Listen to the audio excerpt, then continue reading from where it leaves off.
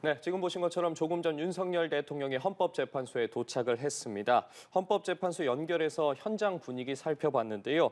저희는 스튜디오에서 이어서 관련 상황들 계속해서 짚어보도록 하겠습니다. 스튜디오에 양지민 변호사 자리했습니다. 어서 오십시오. 어서 오세요. 예, 양 변호사, 지금 저희와 함께 보신 것처럼 조금 전이었죠. 윤석열 대통령이 이제 2시 35분 정도 남았네요. 2시에 열리게 되는 헌법재판소 3차 변론 기일에 직접 출석했습니다. 네.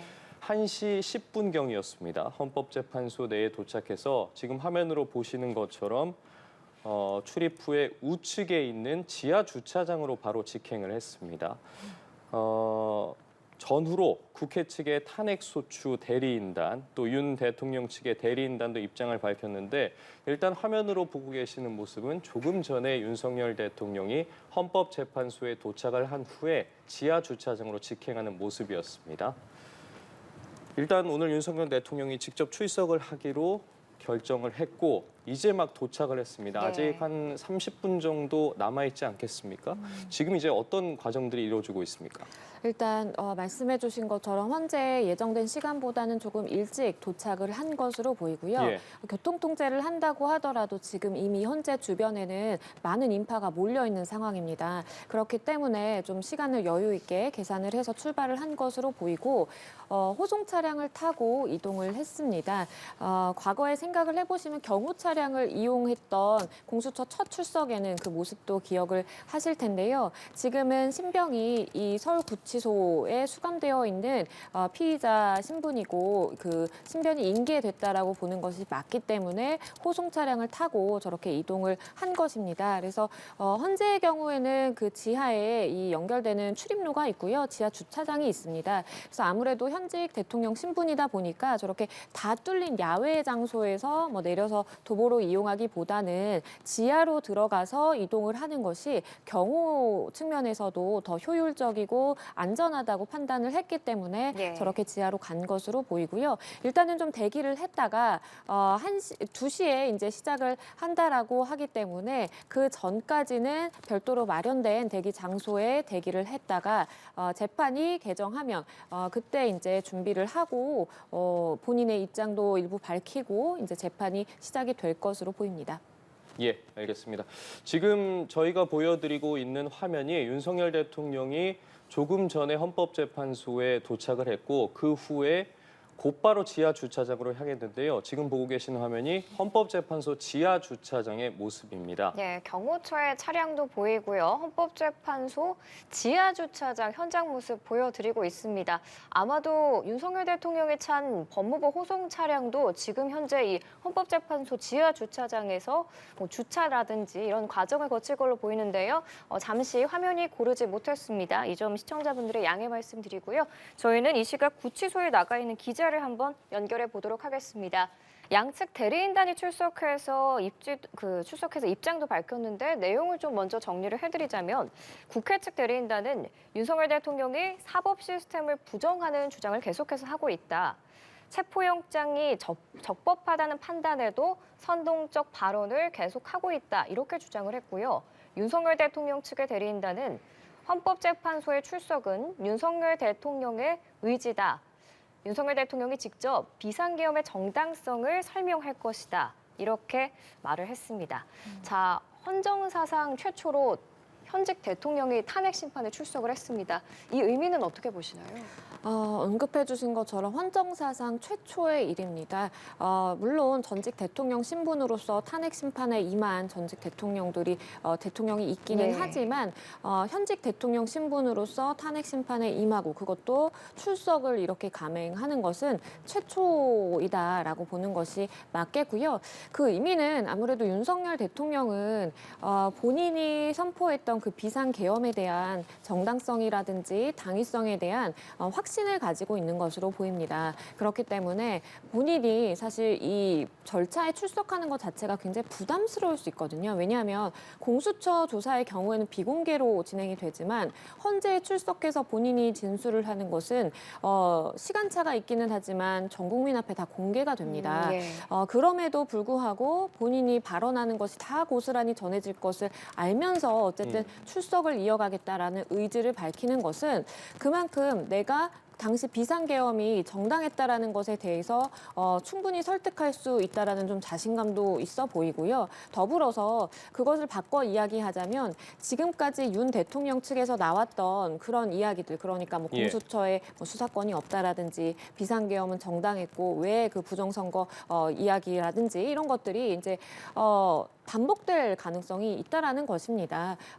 본인의 입장을 비디오로 녹화를 해서 공개를 한 것, 뭐 편지로 자필 편지로 이렇게 공개를 한 것, 그것과 다 맥이 닿아 있는 그런 비슷한 의미를 출석해서도 계속 강조하고 그런 이야기를 이어갈 가능성이 굉장히 높아 보입니다. 예. 지금 저희가 계속해서 화면으로 조금 전 헌법재판소 지하 주차장의 모습을 보여드리고 있는데요. 윤석열 대통령이 헌법재판소에 도착한 후에 지하 주차장으로 직행을 했습니다. 조금 전에 지하 주차장 모습이고 지금 보고 계시는 화면은 이 시각 헌법재판소의 모습 보여드리고 있습니다.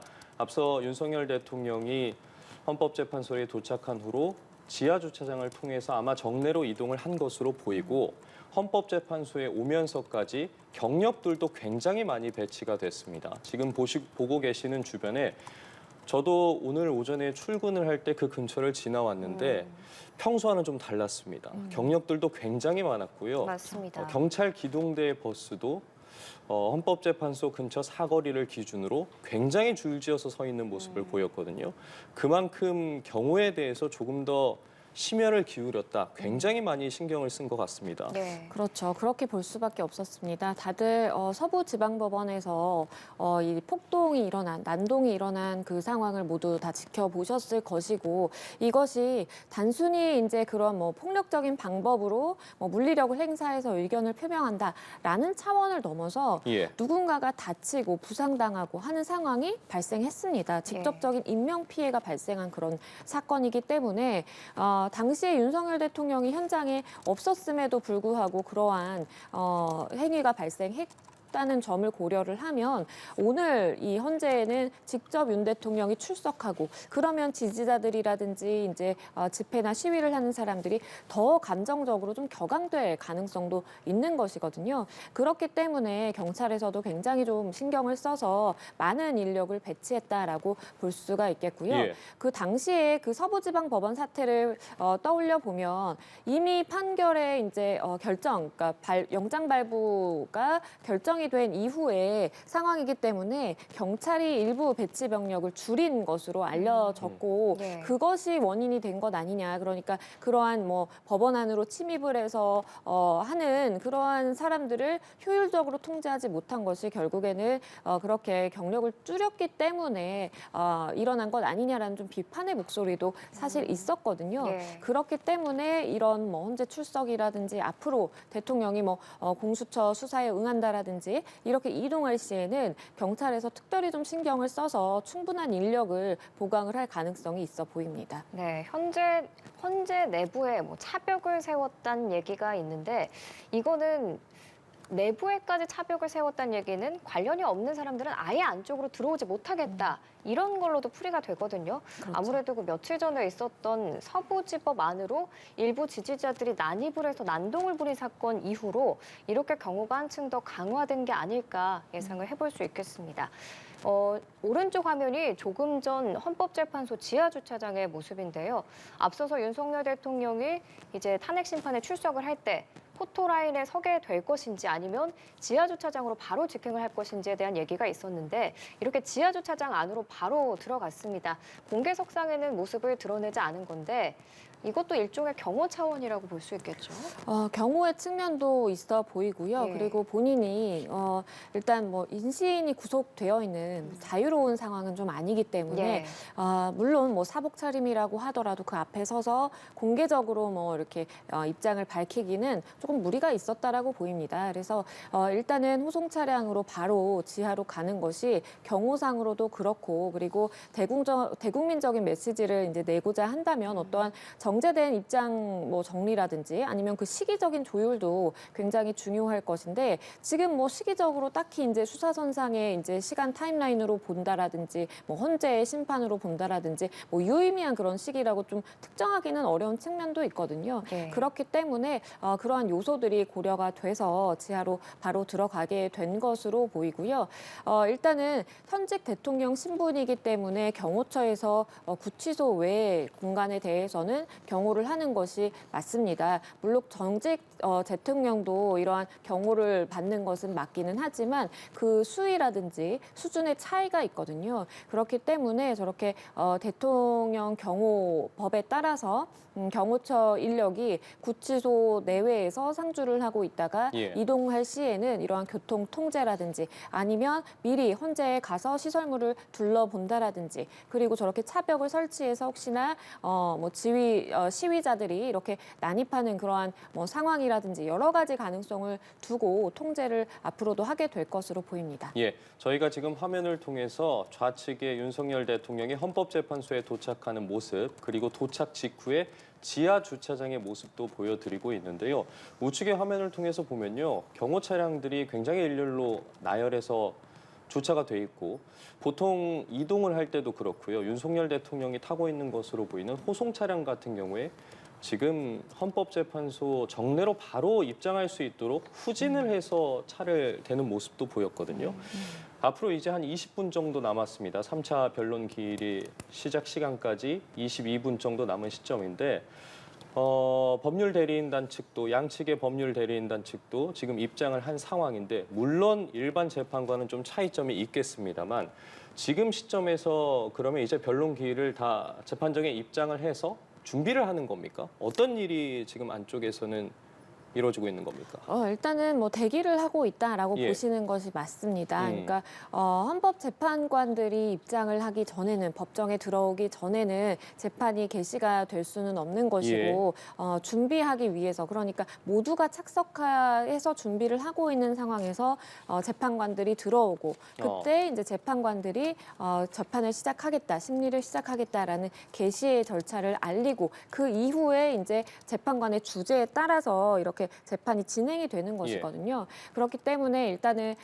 소추인단이라든지 국회 탄핵 소추단이라든지 그리고 윤석열 대통령과 그 변호인단이라든지 그 현장에서 좀 마주할 수밖에 없는 그런 상황은 어쩔 수 없는 것으로 보이고요. 마주해서 재판관을 기다리고 있다가 재판관들이 입장을 하면 바로 이제 2시에 시간이 맞춰서 절차는 개시될 수 있을 것으로 보이고 지금 이미 이제 변론 준비 기일을 거쳐서 이 쟁점들에 대해서는 정리가 된 상황이고 이 증인을 누구로 채택을 할 것인지 그리고 추가적으로 또 증인 채택이 안 된 일부 인원들이 있습니다. 그러니까 윤석열 대통령 측에서 신청한 인원 중에 일부만 이제 채택을 한 상황이고 그 나머지 인원들에 대해서는 추후에 채택할지를 결정하겠다라고 지금 재판관들이 밝힌 상황이거든요. 그렇기 때문에 추가적인 증인 신문이 더 필요할지 이런 것들을 논의하는 이제 절차가 거쳐지게 될 것이고 그 과정에서 윤석열 대통령이 발언을 충분히 할 수 있는 기회도 얻을 수 있을 것이다라고 보입니다. 그렇다면 지금 윤석열 대통령도 심판정에는 입장을 했다고 봐야겠습니까? 아마도 입장을 했을 가능성도 있는 것인데요. 그런데 이것은 이제 사실은 구속된 이제 신분이다 보니까 그래서 이제 서울구치소라든지 이제 법무부에서 사실 이제 교도관이 원래 따라가는 것이 원칙인 것이고 교도관과의 협조하에 안전상에 그리고 위해가 있는지 경호처의 협조하에 미리 대기하는 대기실에서 있다가 이 헌재 재판관들이 들어갈 때 같이 들어갈 것인지 아니면 먼저 들어가도 절제된 그러니까 통제된 인원만 안에 있는 것이기 때문에 위해 요소가 없다라고 판단이 되면 미리 들어가 있을 가능성도 있습니다. 지금 말씀 나누는 중에 저희가 하단 자막으로도 전해드렸는데요. 지금 대심판정에 아직은 출입이 통제되고 있다고 합니다. 윤 대통령도 별도의 장소에서 대기를 하고 있는 것으로 보이는데요. 윤석열 대통령이 지하 주차장을 통해서 건물에 진입한 것까지는 확인이 됐습니다. 모습은 노출이 안 된 상황이고요. 심판정에 출입을 했는지는 아직 알려지지 않았습니다. 앞서 이제 국회 탄핵소추단 대리인단도 출석을 했는데 탄핵소추단은 이제 헌법재판소에서 국회를 대표해서 탄핵 심판 절차를 수행하는 거잖아요. 그렇죠. 구체적인 역할은 어떤 건가요? 그러니까 탄핵 소추단의 경우에는 뭐 정청래 의원도 포함이 되어 있고 예. 비롯해서 이제 선임된 변호인들도 포함이 되어 있습니다. 그래서 국회에서 의결을 통해서 윤석열 대통령에 대해서 탄핵 소추를 하는 것이 적절하다 이렇게 의결이 되었고 그러한 의결의 취지를 헌재 재판관들을 설득하는 그러한 설득을 하는 역할을 맡은 사람들이 소추단이다라고 보시면 되겠습니다. 그러니까 국회에서 어떻게 보면 이제 물론 반대표를 던진 사람들도 있겠지만 민주주의의 원칙에 따라서 가결이 선포가 되었고 그러한 국회의 뜻을 전하는 위치이다라고 보는 것이 맞겠고요. 네. 그렇기 때문에 윤석열 대통령에 대해서 파면이 되어야 되는 이유들에 대해서 굉장히 구체적으로 이제 법리적인 다툼을 해나가는 것이 예정이 되어 있는 것이고요. 반대로 이제 윤석열 대통령 측은 그러한 부분에 대한 방어를 하는 그러한 절차를 개진을 해야 될 것으로 보입니다. 그러니까 소추단에서는 계속해서 위헌 위법적인 계엄 행위가 있었고 결국에는 위헌 행위를 했기 때문에 이 탄핵되어야 된다, 파면이 되어야 된다라고 주장을 하는 그러한 논리를 깨기 위해서 윤석열 대통령 측은 당시의 비상계엄 선포가 위헌적이거나 위법적인 행위가 아니었고 정당한 그러한 전시사변에 준하는 그러한 상황이었다라는 것을 결국에는 설득을 해야 되는 임무가 있다라고 보이겠고요. 예. 그것을 위해서 계속해서 정당성 아니면 당위성, 당시에 부정선거라든지 이런 이슈들을 계속해서 던지면서 재판관들에게 호소를 하게 될 것으로 보입니다. 네. 예. 지금 저희 헌법재판소에 나가 있는 취재 기자로부터 실시간 관련 소식들이 들어오고 있는데요. 헌재 윤석열 대통령의 헌재 출석에 내외신 기자들도 굉장히 많이 몰려 있다고 합니다. 지금 취재를 위해서 몰려 있다고 하는데 그만큼 관심이 집중이 됐었고 윤석열 대통령이 어떤 모습으로 이 헌법재판소에 등장할지에 대해서도 추측이 많았습니다. 소위 말하는 포토라인에 설 것인지 하지만 어쨌든 지하 주차장으로 들어갔기 때문에 포토라인에는 서지 않은 것으로 저희가 봐야겠고요. 또 복장에 대한 이야기도 있었습니다. 근데 복장과 관련해서 수영복을 입을 것이냐 아니면 본인의 정장을 입을 것이냐라는 추측이 있었는데 일단 본인의 정장을 입어도 된다고는 하더라고요. 맞습니다. 그러니까 지금 물론 윤석열 대통령이 일반 혐의를 받고 있는 예. 피의자 신분이기는 하지만 현직 대통령의 신분인 것이고 그리고 현직 대통령이 아니라고 하더라도 이렇게 출정할 때에는 그러니까 법원 재판에 임할 때에는 본인의 사복 복장을 입는 것도 괜찮습니다. 그렇기 때문에 과거에도 박근혜 전 대통령도 사실 이제 사복을 입고 이 재판에 임하는 물론 형사 절차였지만 장면을 보셨고요. 그리고 이명박 전 대통령의 경우에도 형사 이제 재판에서 본인의 예. 이제 양복을 입고 이렇게 출석하는 장면들이 노출이 되기도 했습니다. 그래서 그 구치소 내에서는 규율이 있고 정해진 대로 이제 생활을 해야 되다 보니까 사실 수영복을 입을 수밖에 없고 본인의 이름 그러니까 이제 수영 번호가 새겨진 그런 수영복을 입어야 되는데 외부에 이렇게 나갈 때에는 본인이 원래 입었던 그 의복을 착용하는 것도 충분히 가능하고요. 네. 사실 이제 예우의 측면이라는 것도 있지만 예. 그리고 원래는 본인의 복장을 입고 재판에 가는 것도 사실 가능하다라고 보시는 것이 맞습니다. 예, 조금 전에 들어온 소식에 따르면 정청래 법사위원장 등 민주당 탄핵소추위원이 헌법재판소에 도착했다는 소식이 들어왔습니다. 국회 탄핵소추단은 야당 의원들로만 17명이 구성되어 있는데요. 지금 국회 측 대리인단 그리고 윤 대통령 측 대리인단이 3차 변론에서 총력전을 예고하고 있습니다. 예. 15분 뒤 2시부터 탄핵 심판 3차 변론이 시작이 되는데요. 이렇게 당사자가 직접 출석을 한 거면 좀 변론에 어떤 영향을 미칠까요? 일단 좋게 해석할 수 있는 부분은 재판관들에게 본인의 목소리를 직접 통해서 당시의 상황이라든지 이런 것들을 설명할 수 있기 때문에 본인 입장에서는 그래도 변호인단을 거쳐서 이야기하는 것보다 예.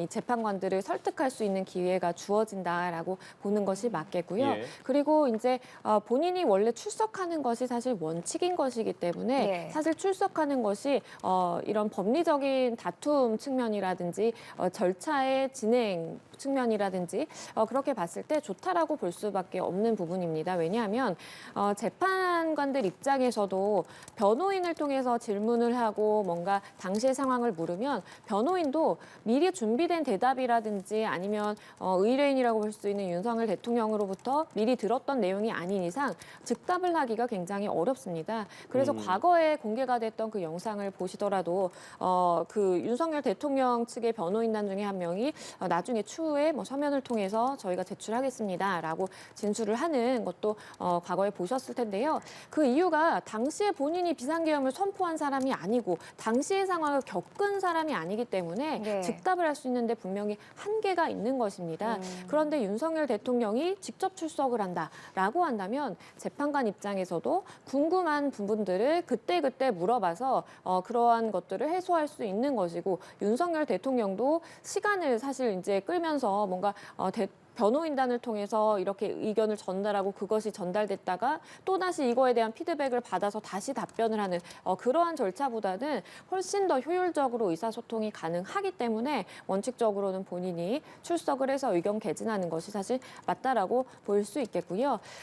이 재판관이 윤석열 대통령에 대해서 질문을 하고 어떠한 의견 개진을 하는 것도 가능하지만 반대편의 입장에 있는 국회 소추인단 역시도 윤석열 대통령에게 궁금한 것은 충분히 좀 물어볼 기회를 재판관들이 줄 가능성도 있습니다. 예, 지금 화면으로 보고 계시는 것처럼 조금 전에 윤석열 대통령이 도착을 했고 이제 오후 2시부터 진행이 되는 변론 기일, 3차 변론 기일을 위해서 대기를 하고 있습니다. 아직 심판정 입장은 통제가 되고 있다는 소식을 저희가 전해드렸고요. 이제 잠시 후에 2시부터 변론 기일이 진행이 되기 때문에 곧 있으면 윤석열 대통령과 대리인단도 심판정 안으로 입장을 할 것 같은데 관련 소식 등 추가로 현장에서 들어오는 부분들은 전해드리도록 하겠고요. 앞서 짚어주신 것처럼 오늘이 3차 변론 기일입니다. 2차 변론 기일이 약 3시간 20분 동안 진행이 됐거든요. 윤석열 대통령 측에서는 어쨌든 오늘 윤석열 대통령이 직접 출석을 하는 만큼 궁금한 점이나 쟁점에 대해서 답변을 하자. 기본적으로 좀 상황을 정리하는 차원이라고 했습니다. 사실 1차 변론 기일은 한 4분 정도 만에 종료가 됐고요. 그렇죠. 2차 변론 기일이 첫 시작이라고 볼 수 있었고 이제 어떻게 보면 정식적으로 두 번째 변론 기일이라고 할 수 있을 텐데 윤석열 대통령이 직접 출석을 했습니다. 어떤 방식으로 좀 변론 기일이 진행될 거라고 저희가 예측해 볼 수 있을까요? 일단 본인이 출석을 했기 때문에 재판관들 입장에서도 최대한 윤석열 대통령의 이야기를 많이 들어보고자 노력을 할 것으로 보입니다. 물론 본인은 이제 매번 헌재 기일마다 본인이 출석을 하겠다라고 윤 대통령은 밝히고 있는 상황인데요. 혹시나 그것이 여의치 못한 상황이 발생할 수도 있는 것이고 그렇기 때문에 예. 아무래도 오늘 기일에 시간적인 측면이라든지 아니면 절차적인 측면에서 좀 충분히 시간을 할애를 해서 재판을 주재할 가능성이 있어 보이고요.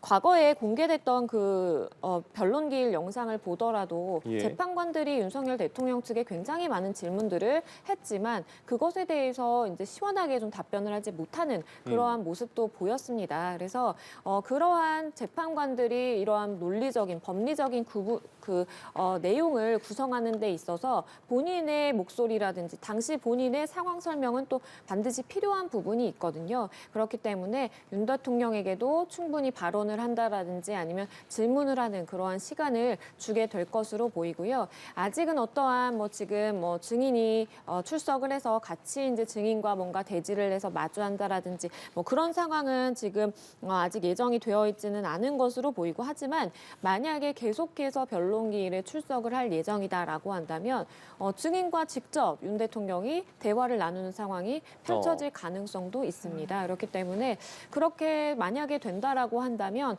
헌재의 그런 재판의 진행이라든지 속도가 조금은 느려질 수도 있겠다라는 생각도 듭니다. 그럼 좀 더 걸릴 수도 있다는 말씀이시겠네요. 그렇죠. 그러니까 예. 하루에 이제 기일이 잡혀 있을 때 소요되는 시간 자체도 길어질 수가 있고요. 그러다 보면 추후에 출석하는 이제 증인들이 뒤로 밀리게 되면서 헌재가 예정하고자 하는 어떠한 선고의 잠정적인 기일이라든지 아니면 내가 언제까지는 대략적으로 이런 이 심리를 처리를 끝내야 되겠다라고 하는 그런 심증이 있을 수가 있는데 그것보다 사실 길어질 가능성도 예. 배제할 수는 없습니다. 네, 조금 전 속보가 들어왔는데 경찰에 따르면 윤석열 대통령이 헌재 출석 때 경찰을 폭행한 여성 한 명을 체포했다라는 소식도 들어와 있습니다. 헌법재판소 주변으로 이렇게 경찰 차벽도 세워지고 바리케이드도 쳐진 상황인데도 불구하고 이렇게 불미스러운 일들이 계속해서 발생을 하고 있습니다.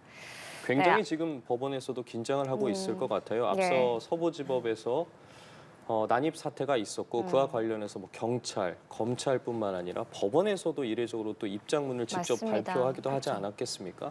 지금 헌법재판소 근처도 초긴장 상태일 것 같은데 법률가로서도 보기 흔치 않은 장면이었을 것 같아요. 그렇죠. 그러니까 이번 윤석열 대통령의 비상계엄 선포 이후에 일어나는 뭐 일련의 과정들이라든지 그런 것들을 봤을 때 헌정 초유의 뭐 이런 일들이 굉장히 좀 많습니다. 그래서 서부지방법원에 대한 그러한 난입 사건이라든지 이런 것도 이렇게 법원을 공격을 해서 해당 판사의 뭐 이름을 부르면서 이렇게 난입을 시도하는 것은 과거에는 정말 찾아볼 수 없었던 그렇죠. 일이고요. 그렇기 때문에 현재 입장에서도 굉장히 지금 주의해야 된다라고 보입니다. 그러니까 경찰 인력이라든지 여러 이제 경호처라든지 현재 만약에 이제 심판 기일이 있을 때마다 이렇게 출석을 한다고 한다면 외부의 통제라든지 아니면 질서 유지가 굉장히 좀 잘 돼야 될 필요성이 있다라고 보이고요.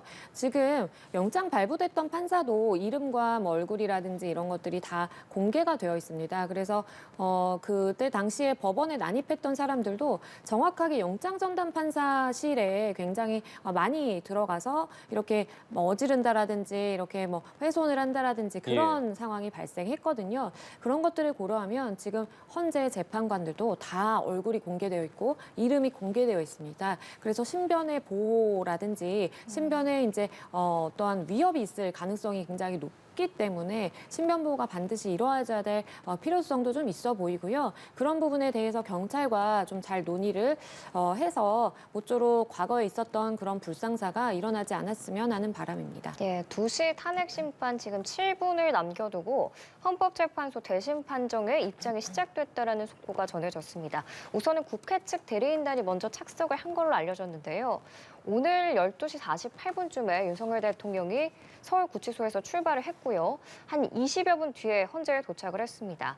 헌재까지는 약 30km였는데 교통 통제를 받기 때문에 무정차로 이동을 한 걸로 알고 있고요.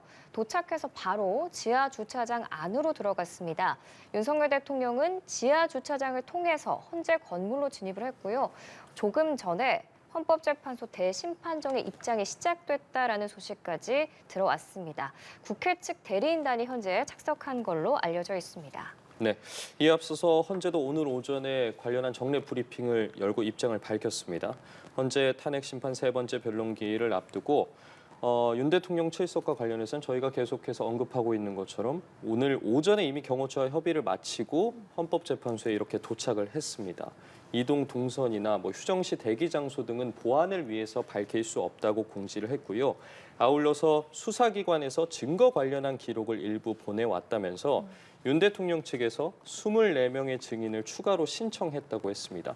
이 증인을 추가로 신청한 부분은 어떻게 좀 해석을 해봐야 될까요? 그러니까 이 증인의 대부분은 이제 국무위원들입니다. 그런 걸 고려를 하면 당시에 비상계엄을 선포했을 때 국무위원의 이제 승리가 전제 조건으로 깔릴 만큼 윤석열 대통령의 그러한 비상계엄의 의중이라든지 아니면 그 개진했던 그런 과정에 대해서 가장 옆에서 잘 알고 있는 사람들이 바로 국무위원들이거든요. 한덕수 총리를 비롯해서 김용현 전 장관이라든지 그렇기 때문에 그러한 사람들의 입을 빌려서 당시에 내가 어떠한 이유로 인해서 이런 비상계엄을 선포할 수밖에 없었고 그리고 비상계엄을 선포하는 데 있어서의 그런 절차적인 하자라든지 뭔가 위법성이 없었다라는 것을 아무리 본인이 이야기한들 그것은 지금 사실 이제 어떤 뒷받침돼야 되는 주장들이 그러니까 진술들이 더 필요한 상황이기 때문에 국무위원들의 입을 빌려서 그러한 이제 설득을 하고자 하는 것으로 보이고요. 그리고 더불어서 이 증인들이 다 신청이 이제 됐지만 채택이 될지 여부는 미지수입니다. 지금 24명이었는데 이 국회 소추인단에서도 15명에 대한 증인 신청을 재판부에 이야기를 했다가 결국에는 5명에 대한 증인을 신청하는 것으로 의견이 좁혀졌거든요. 예. 그렇기 때문에 아무래도 이제 재판을 주재하는 입장에서는 양측에서 부르고 싶은 증인의 명수가 굉장히 많을 경우에는 일부 줄여서 비슷한 수준의 숫자로 맞출 가능성도 있습니다. 그렇기 때문에 국회 소추인단에서 5명의 증인을 불러서 증인 신문을 진행을 하고자 하는 것을 반영하자면 윤석열 대통령 측에서도 24명을 다 신청을 하고자 하지만 그중에 일부만 이제 채택이 될 가능성이 있는 것이고요. 일단 지금 헌재에서는 윤석열 대통령 측이 이제 신청한 증인 중에 김용현 전 장관의 경우에는 채택을 했습니다. 예. 그리고 김용현 전 장관의 경우에는 당시에 비상계엄 선포를 가장 지근거리에서 그 모든 절차에 대해서 다 지켜보고 본인이 어쨌든 함께 목소리를 낸 그런 사람이기 때문에 충분히 헌재에서 이 김용현 전 장관에 대해서 불러서 증인 신문하는 것은 의미가 있다라고 판단을 한 것으로 보입니다. 네, 윤 대통령 출석 탄핵 심판 3차 변론 이제 곧 시작이 됩니다. 조금 전에 국회 측 대리인단이 심판정에 착석했다는 소식 전해드렸고 이제 윤 대통령 측 대리인단도 심판정에 입장을 했습니다. 탄핵 심판 준비를 어느 정도 다 맞춘 걸로 보이는데요. 앞서 헌재가 비상계엄 관련 언론 기사와 국회 본회의, 상임위 회의록 그리고 선관위 등에서 촬영된 CCTV 영상 일부 등을 증거로 채택을 했습니다. 오늘 심판정에서 이 CCTV 영상을 직접 재생할 가능성이 있죠. 그렇죠. 왜냐하면 이제 필요한 증거물들을 수사기관이라든지 아니면 이렇게 관계기관으로부터 받아서 그러한 것들을 함께 이제 만약에 CCTV 확보가 됐으면 틀어봄으로써 양측의 이제 그 CCTV에 대한 의견을 받을 수 있는 것이고요. 그리고 같이 이제 법정에서 재판정에서 이렇게 확인을 하면서 증거로서의 효력을 인정하는 의미도 됩니다. 그렇기 때문에 헌재에서 확보한 증거들에 대해서는 일단은 헌재 재판관들도 별도로 심리를 하는 과정에서 이제 들여다보고 추후에 본인들의 심증을 형성해서 재판관 회의를 한다라든지 이런 과정에서도 또 증거에 대한 해석이라든지 확인이 있을 가능성이 있겠습니다. 그래서 만약에 윤석열 대통령이 지금 예정된 모든 절차에 출석을 한다라고 한다면 헌재에서 확보한 그런 수사 기록이라든지 CCTV에 대해서 어느 정도 본인도 함께 이제 확인을 할 수 있는 그런 지위에 놓이게 되는 것이고요. 네. 아마도 객관적인 증거들에 대해서는 뭐 CCTV에 대해서 본인이 이제 뭐 부인을 한다라든지 부정하기는 사실 힘들 것이고 다만 수사 기록 일부에 관련 당사자들의 이제 조서가 있을 것인데 그러한 조서에 게재된 의견과 본인의 의견이 다른 부분이 있다면 아마도 그런 부분은 본인이 직접 이제 부정을 한다라든지 사실이 아니다라면서 다툴 가능성이 있겠습니다. 예, 알겠습니다. 헌재에서 관련 소식 속보가 들어와 있습니다. 이제 막 헌법재판소에서 3차 변론이 시작이 됐습니다. 윤석열 대통령도 조금 전에 헌재 대심판정에 입장을 해서 착석을 했고 수용복이 아닌 본인의 양복을 입고 있는 것으로 전해지고 있습니다. 윤 대통령 대리인과 대화 없이 정면을 응시하고 있다고 전해지고 있는데요. 그 후에 헌법재판관들도 입장을 완료했습니다. 그렇기 때문에 이제 탄핵 심판 3차 변론이 시작이 됐다고 봐야 되겠습니다. 예, 8인의 헌법재판관도 모두 착석을 했고 차분한 분위기로 탄핵 심판이 시작됐습니다. 자, 시간 딱 맞춰서 시작이 된 것 같은데 그럼 어떤 절차대로 진행되는지 다시 한번 짚어보겠습니다. 네, 일단은 지금 첫 번째 기일은 아닙니다. 그렇기 때문에 2차 변론 기일에서 일단은 심리가 되었던 부분에 이어서 심리가 개시될 것으로 보이고요. 지금 아직은 심판 초기 단계이기 때문에 양측에서 어떠한 증인을 어떠한 목적으로 부르고 싶은지에 대해서 재판부의 의견을 피력을 하고 그중에 어느 증인을 어떤 일정으로 이렇게 부를 것인지에 대해서도 이야기가 나올 것으로 보입니다. 그리고 양측에서 이미 답변서라든지 아니면 일부 서면들에 대해서 서로 주고받은 그런 상황인데요. 그러면 그 서면을 읽고 미리 이제 제출이 되는 것이기 때문에 재판관들이 미리 읽어보고 궁금했던 점들을 당사자 양측에 이제 물어볼 수 있습니다. 어떤 의미에서 그러한 주장을 펼치고자 하는 것이냐. 그리고 그때 당시 상황이 사실 뭐 위헌적인 요소가 있다라고 볼 수 있는 부분에 부분에 대해서 미리 체크를 해뒀다가 그러면 그때 당시 상황에 대해서 뭐 구체적으로 이야기를 해보라라는 네. 식으로 사실은 이제 의견이 개진이 될 가능성이 높아 보이겠고요. 만약에 당사자가 출석을 하지 않는다면 변호인단을 통해서 뭐 이런 점들을 정리해서 다음 기일 전까지 제출을 해라. 뭐 이런 식으로 명령이 가능한데 본인인 윤석열 대통령이 출석을 한 만큼 그때그때 궁금한 부분에 대해서 대통령에게 직접 물어볼 가능성이 있다라고 보이고요. 아마도 지난번에는 뭐 3시간 정도 이렇게 소요가 됐는데 오늘의 경우 뭐 국회 소추인단에서도 정말 총력을 기울이겠다라고 네. 밝힌 것을 미루어 보자면 아마도 시간이 허용하는 내에서 굉장히 좀 길게 재판이 진행될 가능성도 있다라고 보입니다. 예, 앞서 전해지는 것처럼 윤석열 대통령 대리인과 대화 없이 정면을 응시하고 있다는 소식도 전해졌는데요. 보통 이런 경우에 원래 대화가 없는 겁니까? 뭐 물론 대리인단에서 앞서서 구치소를 방문해서 접견을 하면서 여러 이야기를 나왔겠지만 이렇게 헌재 내부에서도 착석한 후에 별다른 이야기나 언급을 하지 않는 게 일반적인지도 궁금하네요. 일단 본인들의 이러한 행동이라든지 뭐 이런 대화라든지 다 이제 주변에 의해서 이제 이렇게 감시까지는 아니지만 어쨌든 많이들 이렇게 지켜보고 있다라는 것에 대해서 다 예. 인지를 하고 있을 것입니다. 그렇기 때문에 굉장히 좀 차분하게 이제 재판에 임하겠다라는 그런 의미가 가장 커 보이고요. 변호인단의 경우에는 뭐 실무를 담당하는 변호사, 그러니까 뭐 서면을 작성하는 변호사의 경우에는 뭐 윤 대통령을 그렇게 뭐 많이 만나서 뭐 시간을 많이 할애할 그런 가능성은 없어 보일 수 있겠지만 하지만 이 변호사들이 윤석열 예. 대통령과 잠시만요. 말씀 중에 죄송합니다만 조금 전 헌법재판소 심판장 안으로 윤석열 대통령이 입장하는 모습 함께 보고 계십니다. 네. 윤석열 대통령은 정장 차림으로 재판장 안으로 들어왔는데요. 헌법재판소가 피청구인이 희망하면 발언 기회를 드릴 것이다라고 말을 했고 이에 대해서 윤석열 대통령이 일어나서 말씀드리겠다. 이렇게 발언한 걸로 지금 알려졌습니다. 지금 보시는 화면은 조금 전 헌법재판소 심판장의 모습이고요. 윤석열 대통령이 모습을 드러내고 출석을 했습니다. 네, 앞서 전해드린 것처럼 윤석열 대통령 탄핵 심판정에 입장을 한 후에 일어나서 발언을 하겠다고 이야기를 했고요. 그 이후에 이번 탄핵 사건으로 고생을 시켜드려서 재판관께 송구하다는 입장도 덧붙였습니다. 그러면서 공직 생활을 하면서 자유민주주의의 신념을 확고히 가지고 살아왔다고 입장을 밝혔습니다. 예. 네, 헌정사상 최초로 현직 대통령 신분으로 탄핵 심판에 참석한 윤석열 대통령의 모습 지금 화면으로 보고 계십니다. 조금 전 헌법재판소 심판장이고요. 2시에 이 탄핵 심판이 시작이 됐습니다. 네. 윤 대통령의 발언들을 저희가 계속해서 들어오는 대로 정리를 해드리고 있는데요. 네. 윤석열 대통령 앞서 이번 탄핵 사건으로 고생시켜서 재판관께 송구하다고 이야기를 했는데요. 재판관들께서 여러모로 잘 살펴주기를 부탁한다는 입장도 밝혔습니다. 예. 그러면서 헌재도 헌법 수호를 위한 곳이라며 이번 사태와 관련해서 잘 살펴달라는 입장까지 전했습니다. 예, 이렇게 윤석열 대통령의 짧은 발언 이후에 3차 변론이 본격적으로 진행이 되는데요.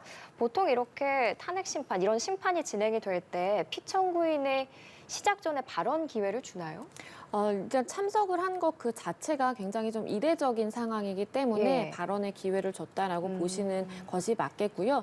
만약에 첫 번째 기일에 출석을 했다라고 예. 한다면 피청구인에게 이제 의견이라든지 간단한 본인의 입장을 밝힐 기회를 주는 것이 가능합니다. 충분히 이건 재판을 주재하는 재판관의 이제 재량에 따른 것이기 때문에 절차적인 부분은 충분히 발언의 기회를 줄 것인지 아니면 너무 이제 간혹 가다가 피청구인이 뭐 불필요한 이야기를 많이 한다라고 한다면 한없이 그 이야기를 또 듣고 있을 수는 없기 예. 때문에 신속하게 재판 절차를 진행하기 위해서 이렇게 발언을 차단하면서 이제 갈 수도 있는 것이고요. 그래서 전적으로 앞으로는 헌법재판관 8인이 결정을 하고 논의를 하고 해서 재판이 이제 절차가 진행이 되는 것이고 그 과정에 윤석열 대통령도 따라야 될 수밖에 없는 것입니다. 그래서 앞서서도 이제 착석을 하고 있다가 재판관들이 들어오면 이렇게 일어나서 인사 간단히 이제 목례를 하고 그 이후에 재판관들도 사실 현직 대통령이 이렇게 탄핵 심판에 출석을 한 것이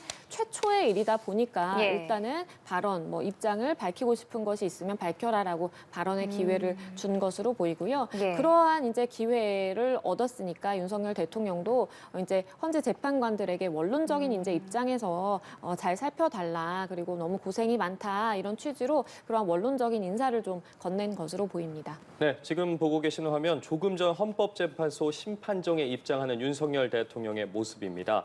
윤 대통령 정장 차림으로 심판정에 입장한 후에 착석을 했는데요. 앞서 짧은 발언을 통해서 입장을 밝혔습니다. 지금 보고 계시는 것처럼 남색 양복 차림으로 헌재에 출석을 했고요. 탄핵 사건으로 고생시켜드려서 재판관께 송구하다는 입장을 남겼습니다.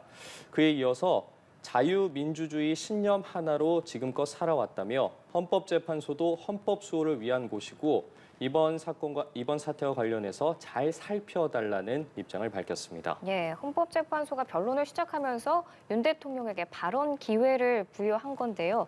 이거는 아까 변호사님이 말씀해 주신 대로 재판장의 재량이라고 말씀을 해주셨고, 그러면 오늘 재판장이 직접 신문할 가능성도 있다고 보시나요? 그렇습니다. 그러니까 재판관이 이렇게 심리를 주재하다가 궁금한 것들이 있고 그리고 변호인단의 입장을 피력하는 것에 뭔가 미진한 부분이 있다라고 한다면 막바로 본인 윤석열 대통령에게 질문을 할 수 있는 것이고요. 그리고 이 윤석열 대통령이 그 전에 그 구속 영장이 발부되는지에 이제 기로에 섰을 때 영장 실질 심사에서 본인의 입장을 한 40분가량 피력했다라고도 이제 전해지고도 있는데 헌재 심판의 경우에는 물론 이렇게 긴 시간 동안 본인의 이제 일반적인 그러한 주장이나 입장을 들어야 되는 그러한 필요성이 없다라고 판단이 될 수도 있습니다. 그러니까 이미 첫 기일이 아니기 때문에 이미 진행이 되어 왔던 쟁점 정리와 기일들이 있는 것이고 그러면 거기에 연이어서 사실 절차가 진행된다라고 보는 것이 맞기 때문에 아마도 윤석열 대통령이 처음 오늘 이제 들어와서 어디까지 심리가 진행이 됐고 본인이 이제 앞으로 어떤 주장들을 더 이어 나갈 것인지를 좀 정리를 오히려 하는 입장이 될 수도 있겠다라고 보이고요. 네. 이 윤석열 대통령에게 신문을 할 수 있는 그러니까 질문을 할 수 있는 예. 그러한 권리는 재판관들에게 당연히 있는 것이고 더불어서 만약에 이 국회 소추단에서도 예. 본인에게 직접 묻고 싶은 것들이 있다라고 한다면 재판관이 허락을 하는 한도 내에서 직접 반대 측에 이렇게 물어보는 기회가 있을 수 있겠습니다. 말씀해 네. 주신 부분처럼요. 국회 이제 소추단에서 윤석열 대통령에게 직접 질문을 하게 됐을 때 어쨌든 헌재 측에서 허락을 받고 나서 그 답변을 이제 요구하지 않겠습니까? 그렇죠. 윤석열 대통령이 그에 대한 답변을 거부할 수도 있는 겁니까? 그렇죠. 이제 예. 본인이 어떻게 재판에서 이제 대답을 하고 안 할지는 물론 형사 절차는 아니지만 진술 거부권처럼 이렇게 나는 그 질문에는 답변할 수가 없다라고 이제 이야기를 할 수도 있는 것이고요. 그리고 본인이 이제 형사 절차가 진행이 되고 있는 그러니까 아직 재판은 아니지만 수사 단계에 있는 상황이기 때문에 예. 본인에게 불리할 수 있는 형사 재판에서 불리하게 쓰일 수 있는 나는 진술은 할 수 없다.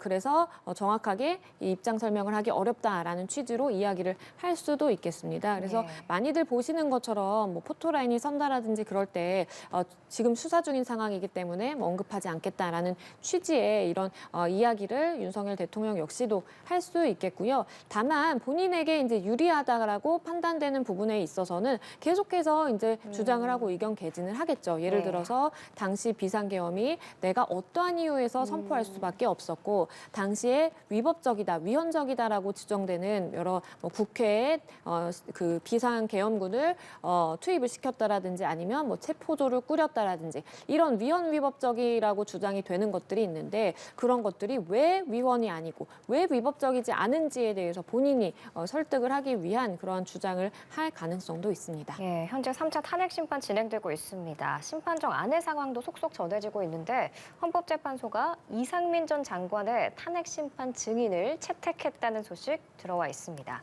또 헌법재판소가 피청구인 본인 나왔나 이렇게 묻자 윤석열 대통령이 자리에서 일어나 인사를 했다라는 소식이 전해졌는데 어떤 예를 갖춘 행동이겠죠? 그럼 좀 비교를 해보면 윤석열 대통령은 공수처의 수사에는 좀 계속해서 불응하는 모습을 보여왔는데 탄핵 심판에는 적극적으로 임하는 모습이거든요. 이거는 어떤 전략일까요? 그러니까 만약에 지금 공수처의 수사에 적극적으로 본인이 임하기에는 이미 본인이 주장을 해왔던 것과 너무 모순되는 측면이 있는 것입니다. 윤석열 대통령은 지금 계속해서 공수처의 수사권 자체가 없기 때문에 내가 공수처 수사에 응할 수 없고 사실 체포를 하려고 시도를 했지만 막아서면서 나는 응하지 않겠다라고 이야기를 한 것도 다 공수처에서 수사권이 없고 영장 발부 그 자체도 위법하고 이런 논리였거든요. 그렇기 때문에 공수처에서 이제 물론 한 차례 소환이 돼서 출석을 해서 조사를 받았기는 했지만 그때에도 아예 인정신문에도 대답을 안 할 정도로 진술 거부권을 행사를 했던 것이고요. 근데 이제 헌재의 절차는 사실 좀 달리 봐야 될 것이 있습니다. 예. 윤석열 대통령 측에서 어떠한 뭐 수사권이라든지 관할 위반이라든지 절차적인 하자라든지 지금 주장할 수 있는 것들이 사실 없거든요. 다만 윤석열 대통령 측에서 계속해서 주장을 해왔던 부분은 그러니까 헌재가 너무 신속하게 너무 빨리 재판 절차를 개진한다 뭐 이런 것이라든지 아니면 뭐 수사 기록을 송부를 받지 않아야 된다라는 윤석열 대통령 측의 변호인단이 주장이 있었지만 하지만 뭐 수사 기록 심리하는 데 필요하다라고 해서 이제 이번에 받아온 것이고요. 그러한 이제 절차 내에서의 다투는 그러한 법리 다툼이기 때문에 사실 윤석열 대통령 입장에서는 헌재의 그러한 절차에 임하지 않을 이유가 사실 없는 것이고 헌재의 이러한 결정은 이번에 결정이 되면 그냥 그걸로 끝입니다. 어떻게 2심, 3심 가서 다툴 수 있는 것도 없고 그래서 본인에게 있어서도 굉장히 중요한 절차 중에 하나라고 볼 수가 있겠거든요. 그렇기 때문에 아마도 적극적으로 좀 임해야 되겠다라고 판단한 것으로 보입니다. 네, 헌법재판소가 이상민 전 장관을 탄핵 심판 증인으로 채택을 했는데요. 앞서서 윤 대통령 측이 증인 24명 이상을 추가 신청했다는 소식이 전해졌잖아요. 그중에 한 명이 이상민 전 장관이었습니다. 여기에는 뭐 한덕수 총리도 포함이 되는데 윤 대통령 측이 이 국무위원들을 증인으로 신청한 배경은 뭐라고 보세요? 일단 일부 국무위원, 그러니까 모든 국무위원은 아니지만 일부 국무위원의 경우에는 당시 비상계엄이 선포되기 전에 윤석열 대통령과 만남을 가졌던 사람들입니다. 그래서 물론 계엄법이라든지 헌법에서도 계엄의 절차에 대해서 어느 시점에서 어떤 상황에서 이제 계엄을 선포해야 되는지 어떠한 절차에 따라서 선포를 할 수 있는지 이런 것들을 다 정해놓고 있는데 비상계엄의 경우에는 이제 국무위원의 심리를 그 전제 조건으로 하거든요. 예. 그렇기 때문에 물론 국무위원이 어떠한 결정을 내려야 되는 것은 아니지만 그래도 심리 그 자리에 착석을 해서 그 심리를 위한 적극적인 어떠한 의견 개진이라든지 논의는 있어야만 하는 것이 사실 맞습니다. 그래서 이상민 장관도 그때 당시에 이제 자리를 했다든지 아니면 윤석열 대통령과 가까운 그 사이에 있는 사람으로서 평소에 비상계엄에 대한 생각이라든지 그러한 논리에 대해서 접했을 가능성이 있는 사람 중에 하나인 것이고 김용현 전 장관의 경우에는 물론 그 비상계엄의 전 과정을 함께한 사람이지만 이상민 전 장관은 그렇게 전 과정을 함께한 사람은 아니라고 하더라도 충분히 그 당시 상황에 대해서 잘 알고 있는 그런 사람 중에 한 사람이기 때문에 일단은 헌재에서 증인으로 받아들여준 것으로 보입니다. 예. 이렇게 윤 대통령 측에서 국무위원들을 비롯해서 뭐 앞서 김용현 전 국방장관도 그렇고요. 증인으로 신청을 한 상황 속에서 그렇다면 심판정 내에서 이 국무위원들을 비롯해서 좀 직접적으로 사실관계를 두고 다투는 장면이 연출이 될 수도 있는 겁니까? 그렇죠. 왜냐하면 지금 물론 이것이 예. 형사적으로 가더라도 쟁점이 될 부분이기는 하지만 당시에 어떠한 안가에 모여서 만남을 갖는다라든지 아니면 지금 뭐 대통령실이라든지 관저에서 만남을 가졌다라든지 그런 CCTV나 관련 증거가 물론 있겠지만 수사기관에서 전혀 확보를 하고 있지 못한 상황입니다. 다들 아시는 것처럼 군사 기밀 보안 시설이기 때문에 지금 압수수색이 안 된다. 영장이 아무리 발부가 되어도 그 부분에 대해서 협조를 하고 있지 않은 그런 상황이기 때문에 객관적인 물증이 지금 굉장히 부족한 상황이거든요. 예. 그러한 상황이라면 결국에는 그러니까 당사자, 그 사람들의 진술을 맞춰보는 절차가 필요한 것입니다. 그리고 당시에 체포조 투입이라든지 비상계엄 관련해서 통화를 했다라고 알려지고는 있지만 그 통화가 다 비화폰으로 이루어졌기 때문에 역시나 어떠한 지금 객관적인 기록을 확인하지 못하고 있는 그런 상황이거든요. 그래서 당사자라고 볼 수 있는 윤석열 대통령 그리고 그 관계인이라고 볼 수 있는 김용현 전 장관이라든지 아니면 한덕수 총리 아니면 이상민 전 장관 이런 일부 국무위원들과 그 당시 상황이 어땠는지에 대해서 이야기를 주고받다 보면 논쟁이 발생할 가능성도 있지만 어느 정도 재판부 입장에서 그러니까 재판관 입장에서 봤을 때 심증을 형성할 만한 그러한 단초가 제공될 가능성도 있는 것이거든요. 그렇기 때문에 본인이 출석을 해서 증인신문 절차에도 어쨌든 지켜보고 본인이 의견을 덧붙이고 싶은 것들이 있다면 덧붙이고 하면서 그 절차가 진행이 가는 과정에서 결국에는 어떠한 실체적 진실에 더 가까이 다가갈 수 있는 그런 기회가 마련이 될 수 있을 것으로 보입니다. 예, 저희가 지금 자막으로도 내보내드리고 있는데 윤 대통령 측에 따르면 포고령은 계엄의 형식을 갖추기 위한 것이었다. 포고령을 실제 집행할 생각은 없었고 포고령 1호는 국회 해산을 위한 것이 아니다. 이렇게 지금 발언을 하고 있는 걸로 알려졌습니다. 이 포고령과 관련해서는 김용현 전 장관과의 입장과 좀 엇갈리는 모습도 보이거든요. 그런데 김용현 전 장관이 23일에 첫 증인으로 출석을 하기로 했습니다. 그러면은 윤석열 대통령이 그때도 출석을 한다면 김용현 전 장관과 좀 대면을 하게 되는 상황도 벌어질 수 있는 거 아닐까요? 그렇죠. 충분히 벌어질 수 있다라고 보입니다. 지금 이제 김용현 전 장관도 사실 민심 구속이 되어 있는 상황에서 예. 뭔가 자유롭지 못하다 보니까 본인의 입장을 낱낱하게 이렇게 외부로 알리는 것에 좀 한계가 있다라고 보입니다. 그런 와중에서 윤석열 대통령과 입장 차이가 있었죠. 그러니까 김용현 전 장관의 입장에서는 포고령을 내가 작성한 것은 맞지만 결국에는 최종적으로 비상계엄을 선포하는 사람은 대통령이기 때문에 윤석열 대통령이 최종적으로 검토를 했다라고 이야기를 했고요. 반면에 윤석열 대통령 측은 국회나 이런 정당의 활동을 이제 금지하는 그러한 내용은 김용현 전 장관이 과거의 포고령이라든지 포고문을 잘못 뺏겨서 들어가게 된 것이지 나는 그것에 대해서 지시한다라든지 알고 있는 바가 없다라는 식의 주장을 해서 사실 엇갈린 주장이 지금 존재하고 있는 상황입니다. 그래서 이 포고령이 굉장히 좀 중요한 이유는 포고령 1호에 보면 국회라든지 정당의 그런 정치 행위를 금지하는 조항이 있었습니다. 예. 그런데 국회의 그러한 정치 행위를 금지하고 국회를 무력화하려는 시도를 했다라고 판단이 된다면 이것은 막바로 위헌적인 행동인 것이고 그렇다면 헌재에서 파면에 이를 수밖에 없는 그러한 근거 중에 하나가 되는 것이거든요. 그렇기 때문에 윤석열 대통령 측에서는 이 부분에 대해서 굉장히 좀 강하게 다퉈야 되는 그러한 필요성이 있는 것이고 그래서 김용현 전 장관이 23일에 증인으로 이제 채택이 돼서 출석을 한다면 윤석열 대통령과 마주한 그 자리에서 예. 당시에 우리가 포고령 작성할 때 어떻게 작성을 하지 않았느냐 아니면 어떤 절차로 인해서 이렇게 나는 얘기했는데 왜 당신은 그렇게 이야기를 하느냐 라면서 서로의 입장 차이라든지 의견의 차이에 대해서 좁혀갈 수 있거나 아니면 끝까지 정말 양극단을 달리면서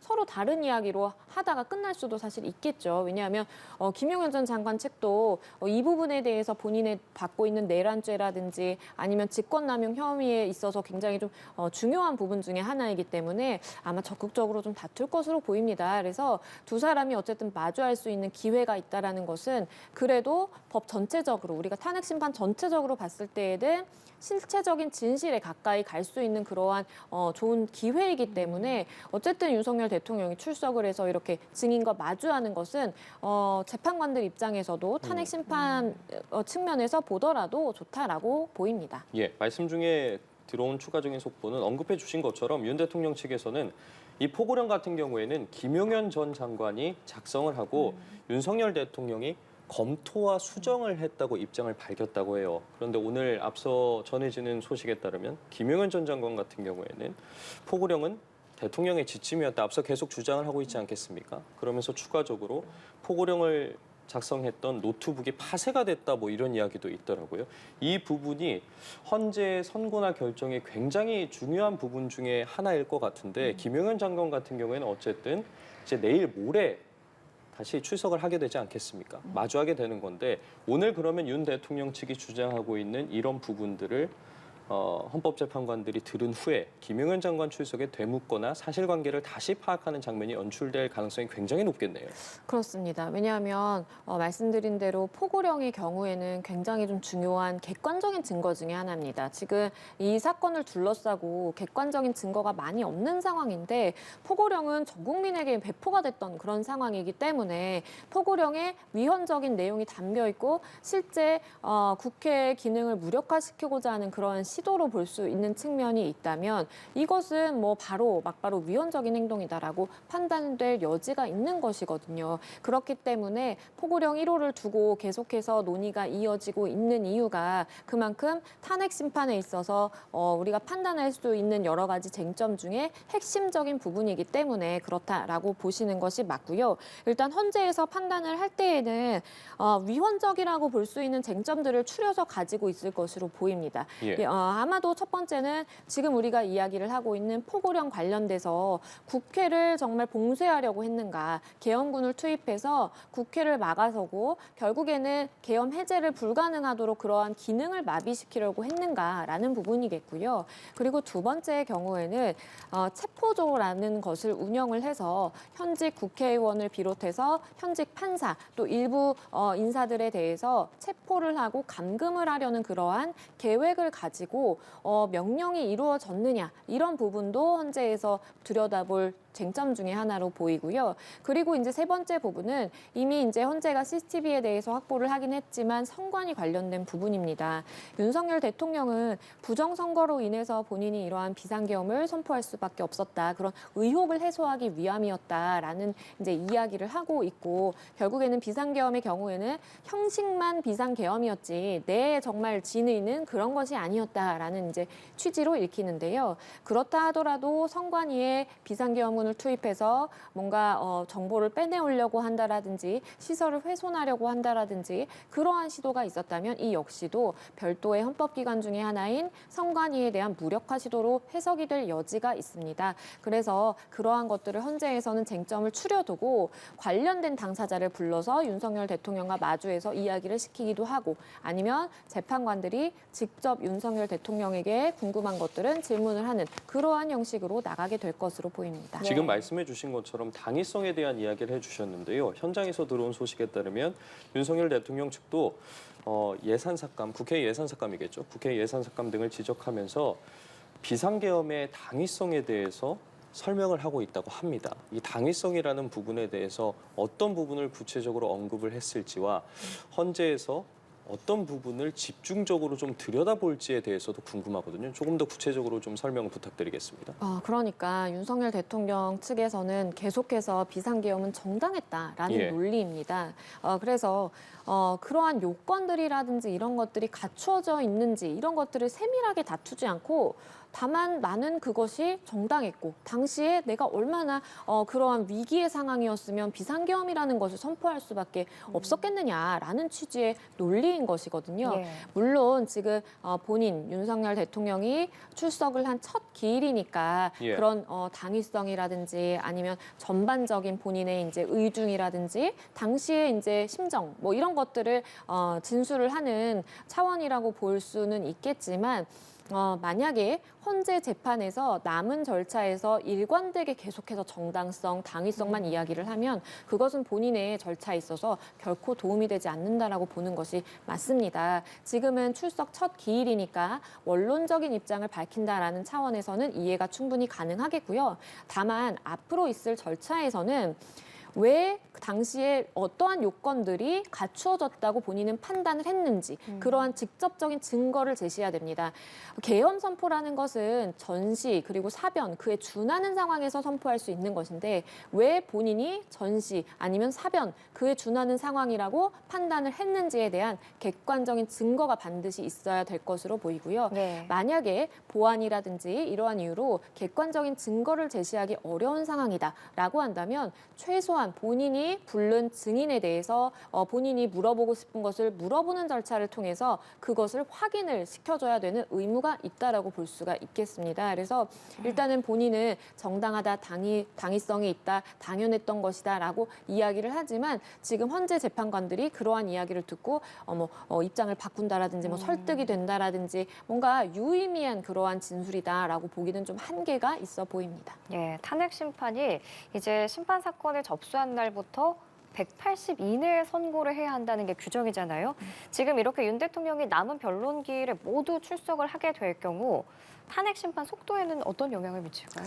아무래도 본인이 이제 출석을 하지 않을 때에는 사실 이 현재 지난 기일들이 공개가 돼서 다들 보셨겠지만 좀 굉장히 좀 신속하게 진행되는 감도 없지 않아 있었습니다. 그러니까 그 헌재가 재판이 이제 시작이 되고 그 이후에 윤석열 대통령이 체포되는 일도 있었고 체포 적부심도 신청을 했었고 그 이후에 지금 구속까지 된 여러 가지 사정 변경이 있는 그런 상황이었지만 헌재는 그럼에도 불구하고 헌재법에 따라서 우리는 굉장히 좀 신속하게 받아들여 줄 것은 받아들여 주겠지만 그것이 아닌 이상 우리는 좀 이렇게 차단을 하고 가겠다라는 취지의 이제 입장으로 많이 해석이 됐었거든요. 예. 그런데 본인이 이렇게 출석을 한 이상 본인에게도 분명히 발언의 기회를 줘야 될 수밖에 없을 것이고 그리고 변호인단과 이제 출석한 증인이라든지 아니면 반대편에 있는 소추단과 이렇게 이야기를 개진하는 것보다 본인 윤석열 대통령이 직접 이야기를 하다 보면 더 이제 좀 시간이 길어질 수가 있겠습니다. 그렇기 때문에 아마도 헌재 입장에서는 신속한 절차라든지 신속한 심리를 좀 염두에 두고 있을 가능성이 높지만 그것과 다르게 좀 시간이 흘러갈 수도 있겠다라는 좀 생각이 들고요. 일단 많이들 이야기가 나오는 것이 지금 4월 18일에 2명의 재판관의 임기가 만료가 됩니다. 예. 그렇기 때문에 그 전에 결론을 내야만 현직 대통령에 대한 탄핵 심판의 결론인데 사실 수가 다 이제 채워지지 않은 상황에서 이렇게 결정이 난다라고 한다면 좀 논란의 여지도 있을 가능성이 있거든요. 그렇기 때문에 그 부분에 대해서 좀 심판관들이 중요하게 본다라면 4월 18일 이전에 선고할 가능성이 높다라는 이야기도 물론 있는데요. 과거의 사례를 보면 박근혜 전 대통령도 탄핵이 의결된 이후에 이제 결과가 나오기까지 3개월 정도가 걸렸고 노무현 전 대통령의 경우에도 한 2달 정도가 걸렸습니다. 그것을 보자라고 한다면 180일이라는 헌재에서 이야기라는 그 기간 모두 다 이제 소진을 하면서 절차가 진행됐던 건 아니고 그보다 훨씬 더 빠른 시간 안에 종료가 됐었거든요. 그래서 윤석열 대통령도 물론 180일이라는 기간을 변호인단 측에서는 보장을 해달라, 우리의 권리다라고 주장을 하고 있는 상황이기는 하지만 이건 역시도 헌법재판관들의 이 재량 사항에 맡겨 있다. 그러니까 재판관들이 재판을 주재하는데 필요하다라고 하면 시간을 더 쓸 수도 있는 것이고 그게 아니면 또 빨리 끝낼 수도 있는 상황이기 때문에 전적으로 헌재의 이 의지에 달려 있다라고 보입니다. 예. 네. 조금 전 오후 2시부터 헌법재판소 대심판정에서 윤석열 대통령 탄핵 사건 3차 변론 기일이 진행이 되고 있습니다. 헌정사상 최초로 윤 대통령이 직접 탄핵 심판에 출석을 했는데요. 좌측에 보고 계시는 화면이 윤석열 대통령의 모습이 보이고 있는 조금 전 헌재 심판정의 모습이고요. 우측으로 보이시는 화면이 이 시각 헌재 주변의 모습입니다. 경력들이 배치된 모습과 함께 집회 시위자들로 봐야겠죠. 네. 지지자들로 추정이 되는데요. 태극기를 흔드는 모습도 화면에서 맞습니다. 확인할 수 있습니다. 오후 1시부터 윤 대통령 지지자들이 헌법재판소 인근으로 집결을 해서 본격적으로 집회를 이어가고 있는 모습인데요. 이에 경찰도 경계태세를 더 강화하고 있는 모습입니다. 예, 지금까지의 상황을 다시 한번 정리를 해드리도록 하겠습니다. 윤석열 대통령이 직접 출석한 가운데 3차 탄핵 심판 변론 기일이 진행 중인데 오늘 12시 50분경이었습니다. 서울구치소를 나선 윤석열 대통령 1시 10분경 헌법재판소 내에 도착해서 정문 우측의 도로를 통해 지하 주차장으로 바로 이동을 했습니다. 전후로 국회 측의 탄핵소추 대리인단, 윤 대통령 측 대리인단도 모습을 보이고 입장을 밝혔고요. 그 후에 대심판정 입장은 통제가 이루어졌고 2시를 10분 정도 남기고부터 출입이 시작이 됐습니다. 이에 윤 대통령 출석 과정에서 내외신 취재 기자들도 굉장히 많이 몰려들었고 윤석열 대통령이 헌법재판소에 도착하자 흥분한 지지자들이 탄핵은 무효다라는 소리를 외치기도 했다고 합니다. 또한 경찰이 윤석열 대통령이 헌재를 출석할 때 경찰을 폭행한 여성 1명을 체포하기도 했습니다. 네. 그 후 지금 보시는 것처럼 윤석열 대통령의 모습이 확인이 됐는데요. 남색 양복 차림으로 헌재에 출석을 했습니다. 네, 탄핵 심판정에서 윤석열 대통령 측의 발언들 계속해서 전해지고 있습니다. 윤석열 대통령 측이 국회 군병력을 투입한 것은 질서 유지를 위한 것이다. 윤 대통령의 정치인 체포 지시를 내린 바 없다. 앞서서 계속 주장해왔던 거를 그대로 지금 발언하고 있는 걸로 보이는데 마지막으로 윤석열 대통령 측이 윤 대통령은 헌법재판소를 무한히 신뢰한다라고까지 발언을 했는데 이제 국회 측의 반론이 예정돼 있습니다. 지금까지의 윤석열 대통령 측 대리인단의 발언을 들어보면 비상계엄은 정당한 통치행위였다. 이걸 같은 결을 유지하고 있는 것 같아요. 그렇습니다. 그러니까 본인이 주장하고 싶은 것은 몇 가지로 추려질 수가 있을 것 같아요. 그러니까 첫 번째는 비상계엄을 선포한 것이 정당했고 내가 그때 당시에 전시사변에 준하는 그러한 상황으로 위기 상황으로 판단을 했기 때문에 나는 선포를 했다라는 측면이 하나가 있는 것이고요. 더불어서 이러한 주장이 받아들여지지 않게 되면 윤석열 대통령 측에서는 굉장히 좀 불리할 수밖에 없기 때문에 하나의 좀 예비적인 주장으로서 내가 정말로 비상계엄을 선포한다라기보다는 그러한 형식을 빌려서 이러한 우리 국가가 이렇게 위기의 상황에 놓였다라는 것을 좀 표현하려고 한 것이다라는 이제 측면 이렇게 두 가지가 있는 것 같고요. 그리고 그 세부적인 내용으로 들어가서는 포고령 부분에 있어서는 내가 검토 수정을 했다라고 하더라도 내 진위는 실제 그 포고령대로 뭔가 누군가를 잡아들이고 뭐 처단하고 네. 이러할 고의가 없었기 때문에 그래서 그냥 작성을 한 것뿐이다라면서 마치 이제 포고령의 그러한 무게감이라든지 실제 그러한 비중에 대해서 굉장히 좀 작게 낮추는 그러한 주장도 함께 하고 있는 것으로 보이고요. 더불어서 체포 관련해서는 지금 국회 소추인단에서 여러 명의 이제 군 인원들을 증인으로 신청을 했고 채택이 되어 있는 상황인데 그들은 체포 관련해서 이야기를 들었다라고 하고 윤석열 대통령은 나는 지금 들으신 것처럼 이제 나는 체포 관련해서 지시 내린 적이 없다라고 주장을 해서 주장이 엇갈리고 있는 상황입니다. 예. 그래서 이 부분에 대해서 확인을 하고자 하는 목적을 고려를 하더라도 헌재에서는 각각의 군 관련 인원들이 증인으로 출석했을 때 굉장히 비중 있게 심도 있게 다루면서 당시에 이제 진실이 무엇인지를 밝혀내고자 노력을 할 것으로 보입니다. 예, 양 변호사. 저희가 지금 이제 3차 변론 기일이 시작된 지 약 40분이 지난 상황이고 윤석열 대통령이 헌재에 도착하는 순간부터 그 과정들에 대해서 계속 이야기를 나눠보고 있는데요. 법률가로서 좀 그 과정에서 유독 눈길이 갔던 부분이랄까요? 좀 어떤 부분이 주목이 되셨습니까? 일단 가장 이제 논란 부분은 당사자인 현직 대통령이 출석을 했다라는 부분인 것이고요.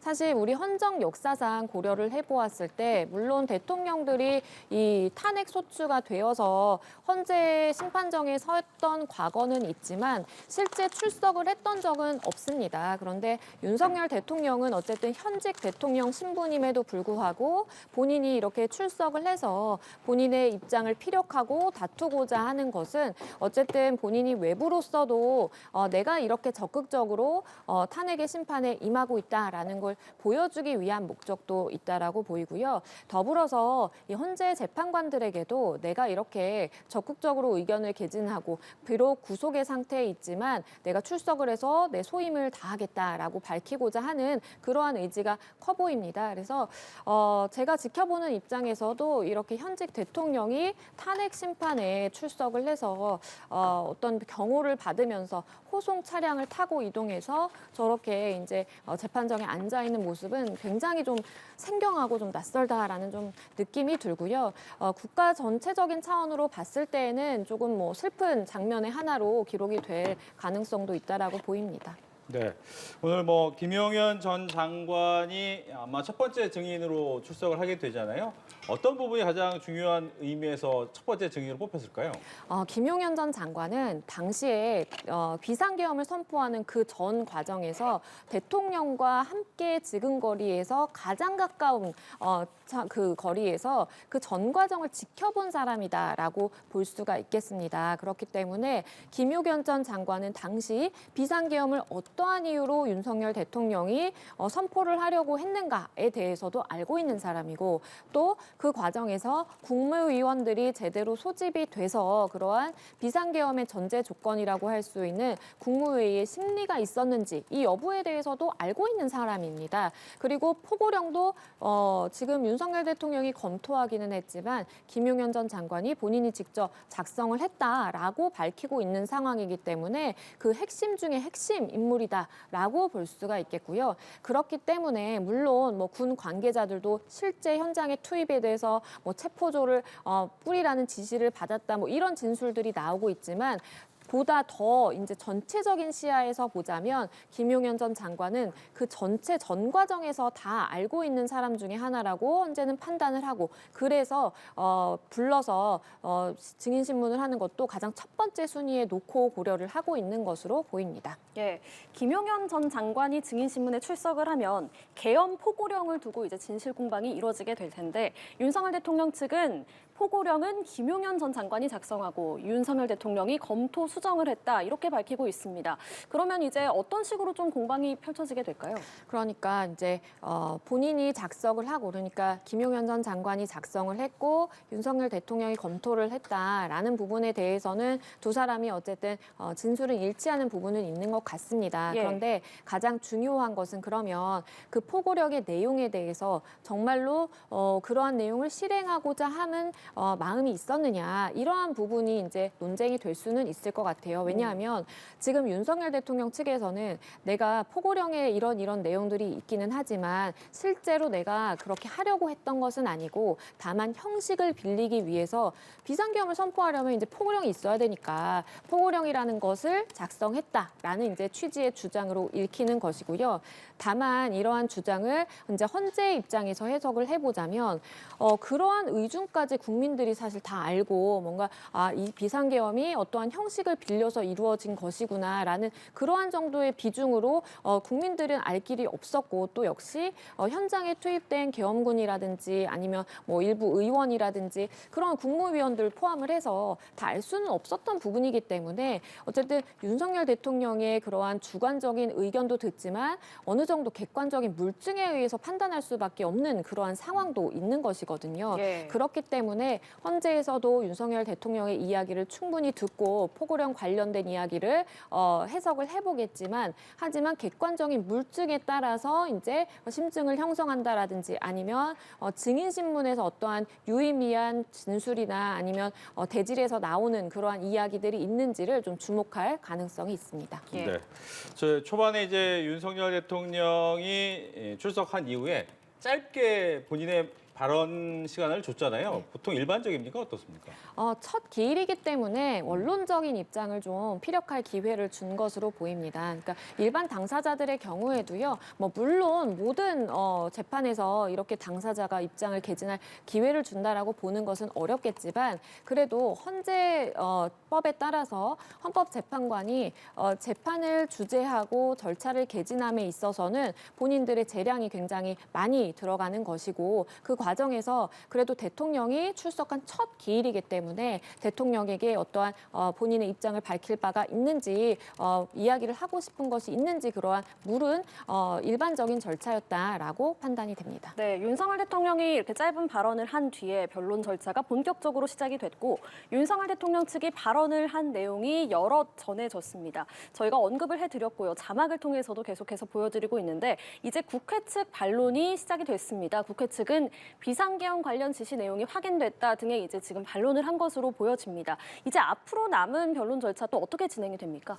그러니까 지금은 아직 심판의 초기 단계이기 때문에 증인을 누구로 불러서 어떠한 부분을 취지를 가지고 이제 물어볼 것인지 그리고 증거 수집에 있어서도 객관적으로 확보되어 있는 증거들이 어떤 것들이 있고 그러면 어떤 기관의 사실조회라든지 어떠한 증거를 송부 요청을 한다라든지 그런 것들을 논의하는 절차라 함께 진행이 된다라고 보는 것이 맞습니다. 그래서 23일부터는 일단 증인의 출석도 예정이 되어 있는데요. 그러면 그것을 고려하면 일단 하루에 할 수 있는 한도 내에서 헌재에서는 최대한 이제 시간을 할애해서 심리를 진행을 할 가능성이 이제 높아 보이는 것이고요. 그리고 재판 절차를 진행함에 있어서도 또 추가적으로 신청해야 되는 증인이 있을 수 있습니다. 그러면 어떤 취지에서 이 증인이 필요한 것이고 상대방의 어떠한 부분에 대해서 우리가 반박을 하기 위해서 이 증인이 필요한지에 대한 의견을 수렴을 해서 그것이 타당하다라고 한다면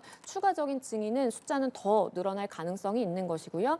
지금 헌재에서 판단하기로는 이제 수집된 증거는 일부 수사 기록을 통해서 받은 그 수사기관을 통해서 받은 수사 기록과 그리고 CCTV 일부를 지금 확보한 것으로 전해지고 있는데 그 외에 만약에 수사기관에서 추가적인 압수수색이라든지 어떠한 수사를 통해서 확보된 객관적인 물증이 있다라고 한다면 그러한 물증에 대해서도 어느 정도 범위에서 촉탁을 받아올 것인지 그런 부분에 대한 논의도 함께 있을 것으로 보입니다. 네. 이렇게 해서 양지민 변호사는 저희가 보내드리고요.